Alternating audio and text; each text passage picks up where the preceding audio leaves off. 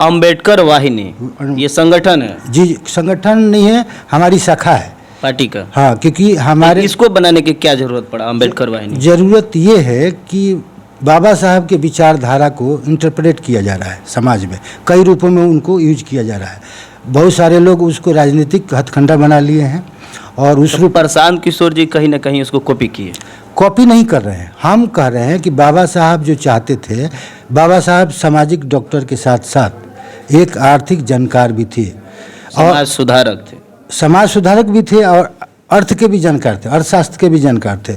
आपको भी पता है कि उन्हीं की सलाह से भारत में रिजर्व बैंक की स्थापना हुई। वो चाहते थे कि जो देश का रिसोर्स है, अर्थव्यवस्था, मूल चीज़ को समझिए, जब तक अर्थव्यवस्था समाज के सभी वर्गों के साथ वो लगाया नहीं जाएगा तब तक हमारा समाज ऊपर नहीं आएगा। ठीक है, सामाजिक विषमताएं थी उस समय, उस कालखंड में, तो अंबेडकर साहब उसकी चिंता की है। लेकिन आज की विषमताएं क्या है? आर्थिक विषमता है। वो एक समाज और दूसरे समाज के बीच का जो गैप है, लोहिया जी भी इस पर चिंता किए थे। जो समाजवादी लोग अभी सरकार में बिहार में हैं, उनकी उसकी भी चिंता करनी चाहिए कि दो समुदाय के बीच में जो आर्थिक असमानता है, उसका गैप इतना ज़्यादा नहीं हो जाना चाहिए कि एक आदमी के पास केवल शरीर है, वो मजदूरी करने के लिए मजबूर है, और दूसरा आदमी ऐशो आराम की ज़िंदगी जी रहा है। तो ये गैप को पाटने के लिए अंबेडकर साहब की मूल अवधारणा जो थी कि जो संसाधन है, देश का संसाधन, उस संसाधन में सभी वर्ग को, खासतौर से कमज़ोर वर्ग के लोग जो सदियों से समाज के उत्पीड़न का शिकार हुए, बहिष्कार का शिकार हुए, कालखंड में वो स्थितियाँ अभी थोड़ा बदली है, लेकिन अभी के डेट में आर्थिक विषमताएं बहुत बड़ी सुरसा की तरह मुँह बाई जा रही है। और इन वर्गों के लोगों के आपको एक सूचना दे दें कि जो 3 करोड़ बिहारी जो प्रवास पर हैं, अन्य प्रदेशों में कार्य कर रहे हैं, वो बिहारी 60 से 70% इन्हीं समाज से हैं। ये नहीं है कि जिस तरीके से अंबेडकर वाहिनी ये संगठन बनाया गया पार्टी को लेकर, तो जितने भी SC ST माइनॉरिटी के लोग हैं, इनको आकर्षित करने के लिए कि हम यदि अंबेडकर करेंगे तो SC ST समाज के लोग हमसे जुड़ेंगे, हमको वोट देंगे। आपकी आशंका ठीक है, क्योंकि अन्य पार्टी के लोग जब आपको धोखा देते हैं तो कोई सदाचारी आदमी भी आता है तो उसको भी शक की दृष्टि से देखना चाहिए। ये अच्छी बात है, मैं मान रहा हूँ आपकी बात की।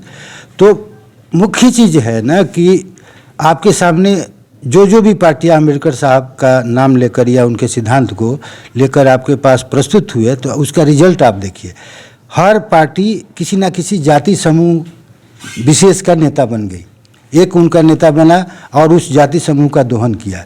वो नेता तो जरूर बन गए। अभी भी आप देखेंगे कि मैं मीटिंग्स में सदैव कहता हूँ कि राजनीति की 2 बड़ी धारा है, एक भारतीय जनता पार्टी के रूप में है और एक कांग्रेस के रूप में है। तो 2 बड़ी मशीनें जो है राजनीति की, उनको क्या चाहिए? छोटे छोटे स्टेपनी दल चाहिए जो जातियों में बटे हुए हो। तो उनको कॉन्ट्रैक्ट दे दिया जाता है एक तरह से कि आप अपनी जाति को देखो, तुमको 10-20 सीट दे देंगे। जो गठबंधन की राजनीति अभी चल रही है, उसका मुख्य उद्देश्य है कि जाति को कॉन्ट्रैक्ट पर दे दो। जिस तरह से मजदूर, बिहार के मजदूर कॉन्ट्रैक्ट पर जाते हैं दूसरे प्रदेशों में, उसी प्रकार राजनीति भी कॉन्ट्रैक्ट पर हो गया है। तो एक मित्र है मेरे यहाँ पर, जो हम लोग ऑफलाइन चर्चा कर रहे थे कि बिहार को मजदूर राष्ट्र प्रदेश के रूप में घोषित कर दीजिए और उसकी जिम्मेदारी यहाँ के मुखिया जो हैं, मुख्यमंत्री ले ले, ताकि उनको जहाँ भी वो कार्य कर रहे हैं, उनके निजी जीवन में जो दिक्कतें आ रही, और ऑर्गेनाइज सेक्टर इसको बोलते हैं, वो ऑर्गेनाइज नहीं है वो लेबर, वो उसकी जिम्मेवारी कोई ना कोई तो लेगा। अगर हमारे प्रदेश का वो आदमी, हमारा प्रदेश का आधार कार्ड वो रखता है, नागरिक है और वोटर भी है, तो उसकी जिम्मेदारी तो यहाँ के मुखिया को लेना चाहिए कि भाई आपके साथ कोई भी दिक्कत होगा तो उसका संरक्षण हम करवाएंगे। जन स्वराज पार्टी को लेकर और क्या कहिएगा सर लास्ट में जाते? मैं जन स्वराज की अवधारणा को ये रूप में मान रहा हूँ कि जब बातें बिगड़ जाती है और कुछ रोग ऐसे भी असाध्य रोग हो जाते हैं, तो बिहार भी असाध्य रोगों से ग्रसित है। रोग का मतलब हुआ कि समस्याओं से ग्रसित है। और हमारे पास, हमारे बिहारियों के लिए 3 करोड़ बिहारी जो बाहर हैं, उनकी महिलाएं यहाँ बिहार में हैं। 6 करोड़ आबादी जो है दिनचर्या के समस्याओं से जूझ रहा है, उसको बाहर निकालने के लिए एक सोच होनी चाहिए। वो सोच प्रशांत किशोर भी कर सकते हैं, आप भी, अगर आपके अंदर प्रबुद्धता है तो आप भी कर सकते हैं। और कोई ना कोई प्लेटफॉर्म तो बनाना पड़ेगा। ये ऐसे नहीं होगा। संगठित प्रयास से ही, जैसे बाबा साहब का मूल मंत्र है शिक्षित बनो। शिक्षित बनने का मतलब बात को समझिए। बिहार की जो समस्या है उसको न नीतीश कुमार दूर कर पाए, कुछ अच्छे कार्य किए, उनकी सराहना होनी चाहिए। उस कालखंड में 90 के दशक में लालू प्रसाद यादव ने भी सामाजिक न्याय के लिए कुछ काम किए हैं, लेकिन लालू यादव ही कहते थे, एक बात और भी ऐड करना चाहूँगा कि ये लोकतंत्र है और ये समाजवादी सरकार है और सामाजिक न्याय की बात करते थे। तो वो कहते थे कि रानी के पेट से राजा पैदा नहीं होगा। अब तो अपने ही बात को काटते हुए सारे राजनीतिक दल के लोग अपने अपने पुत्र को, पुत्र मोह में जो भी कहिए, वो आगे बढ़ा रहे हैं। तो उसी समाज के लोग राजनीतिक या आर्थिक रूप से पिछड़ेंगे।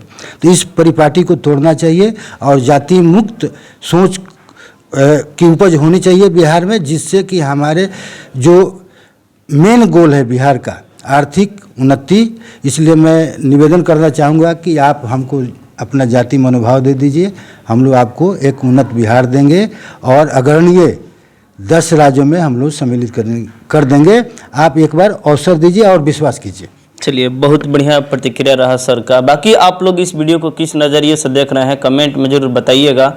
मिलते हैं फिर अगले वीडियो में। जय हिंद, जय भारत, जय संविधान।